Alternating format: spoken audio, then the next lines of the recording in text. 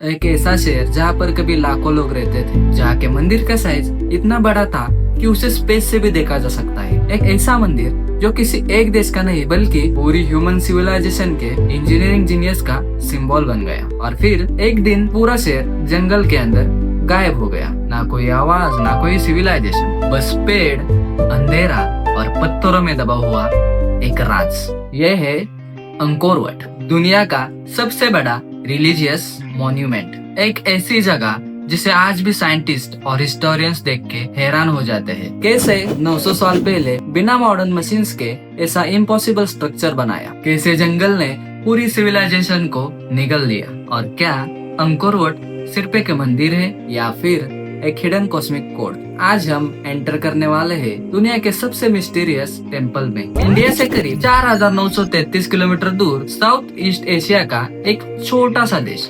Cambodia. लेकिन इस जमीन के नीचे छुपी हुई है एक ऐसी सिविलाइजेशन जो कभी दुनिया की सबसे पावरफुल एम्पायर्स में से एक थी। 12th सेंचुरी में जब यूरोप के कई रीजन्स अपने वॉर और इंस्टेबिलिटी में उलझे हुए थे, तब खमीर एम्पायर साइंस, इंजीनियरिंग और आर्किटेक्चर का मास्टर बन चुका था। और उस एम्पायर का दिल था अंकोर वट। अंकोर सिर्फ एक सिटी नहीं थी, वहाँ आज की मॉडर्न सिटी की तरह plan roads, canals, water systems, reservoirs, temples, markets, सब कुछ था। रिसर्चर्स के अकॉर्डिंग एक टाइम पहले यहाँ पर लगभग 7 से 10 लाख लोग रहते थे। सोचो, 900 साल पहले जंगल के बीच एक ऐसा शहर जो उस वक्त लंदन से भी बड़ा था। ईयर था 1113 एडी। खमीर एम्पायर का एक पावरफुल किंग गद्दी पर बैठा था। नाम था सूर्यवर्मन II, एक एम्बिशियस वॉरियर और विजनरी किंग। उसका सपना सिंपल नहीं था, वो एक ऐसे मॉन्यूमेंट बनाना चाहता था जो सिर्फ एक मंदिर ना हो, बट उसकी पावर, उसकी लीगेसी, उसके एम्पायर की ग्रेटनेस का सिंबल बन जाए। और फिर शुरू होता है हिस्ट्री के सबसे एम्बिशियस कंस्ट्रक्शन प्रोजेक्ट्स में से एक, लाखों सैंडस्टोन ब्लॉक। हर ब्लॉक का वेट कई टन्स, और उन्हें माउंटेन से यहाँ तक लाया गया, रिवर्स के थ्रू मैन्युअली। ना क्रेन्स, ना मॉडर्न मशीन्स, ना ही इलेक्ट्रिसिटी।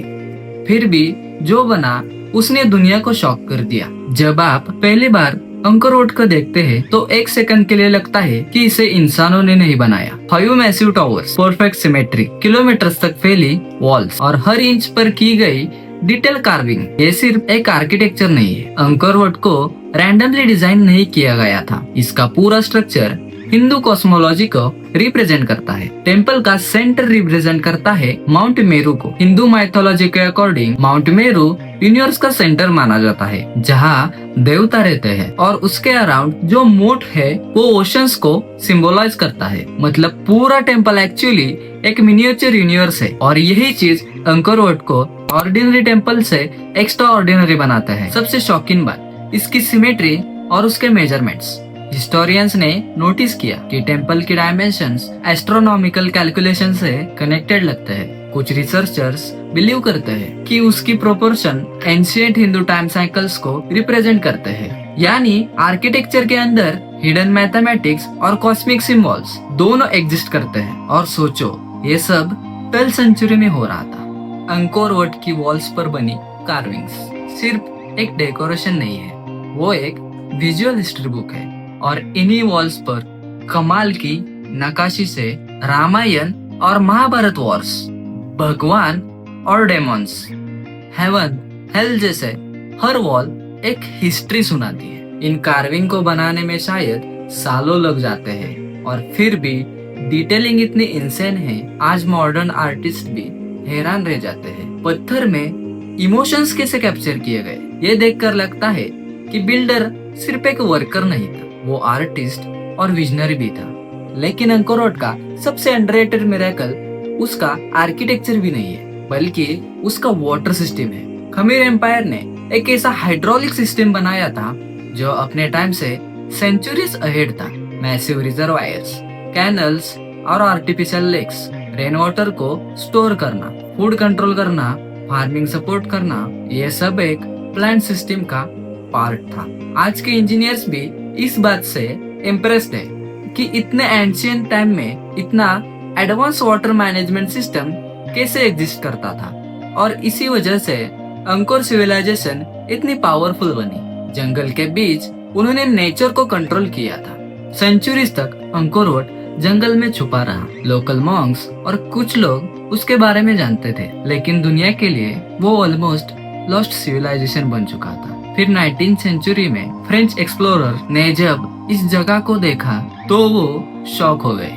डेंस जंगल के बीच एक बड़ा टेम्पल खड़ा था, जैसे किसी एक मूवी का हिडन किंगडम हो। और फिर उसके बाद पूरी दुनिया की नजर अंकोर वट पर पड़ गई। लेकिन अंकोर वट सिर्फ एक हिस्ट्री नहीं है, ये मिस्ट्रीज का घर भी है। कुछ लोग बिलीव करते हैं कि टेम्पल की अलाइनमेंट स्टार्स और सेलेस्टियल इवेंट से कनेक्टेड है। कुछ रिसर्चर्स ने अनयूजुअल एस्ट्रोनॉमिकल पैटर्न्स नोटिस किए और कुछ थ्योरीज तो यहाँ तक कहती है कि एंशिएंट सिविलाइजेशन हमसे ज्यादा एडवांस थी, जितना हम इमेजिन भी नहीं कर सकते। अब ये थ्योरीज सच है या नहीं, ये डिबेट अलग है, लेकिन एक बात अनडिनाइबल है, अंकोर वट को देखकर लगता है ह्यूमन इमेजिनेशन की लिमिट हमने कभी एक्सप्लोर की ही नहीं।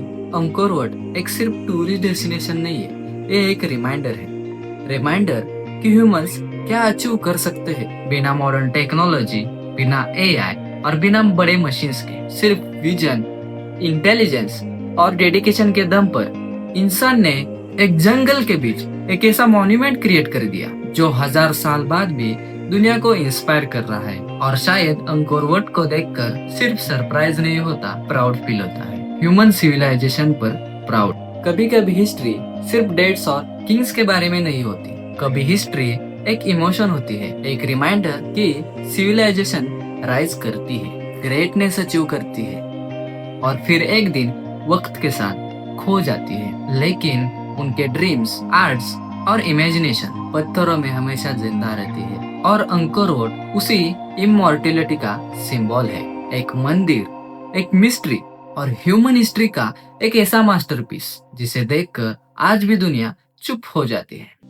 अगर आपको ये डॉक्यूमेंट्री पसंद आई तो वीडियो को लाइक जरूर करना, क्योंकि हिस्ट्री उतनी सिंपल नहीं है जितनी हमें स्कूल बुक्स में बताई जाती है। मिलते हैं नेक्स्ट डॉक्यूमेंट्री में एक और हिडन ट्रुथ के साथ।